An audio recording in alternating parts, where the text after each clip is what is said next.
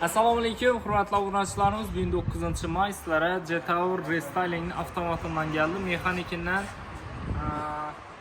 satib turadigan hozir avtomatidan ham geldi. Juda zo'r mashina, ko'p sotganmiz bundan.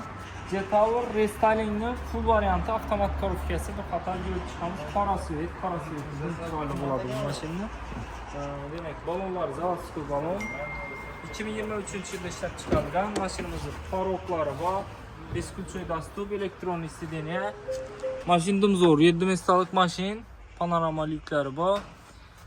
4-поколение metan ham qo'yilgan, 2 dona 30likdan orqasına qo'yib turibdi do'stlar. Ko'rsatib berishlarni. Аккуратный mashin. Kamchiligi yo'q. Sostaviyasi zo'r.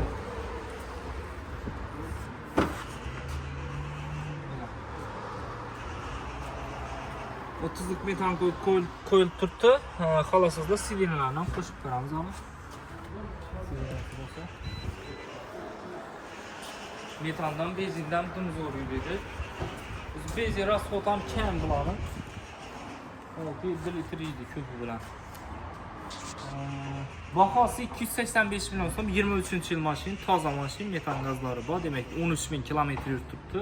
O'zim yurgan probegi, birinchi nomerlari olingan. O'zlarimiz berganmiz, o'zlarimiz og'amizga. Sho'rda og'am 13.000 kilometr yurgan hali. Hozir pul zaruratchilik bo'lgan uchun sotayotir ekanlar. Bahosi 285 million so'm. Agarda sizlar 114 million pul bersangizlar, 5 million 300 dan 5 yilga chiqadi. Ana. Krediti 36 oy muddati 5 yil 60 oy muddatda chiqarib beramiz.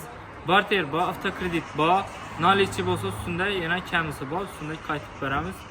Kelib olaverasizlar, Qo'shko'pir avtomarketda turadi. Rahmat.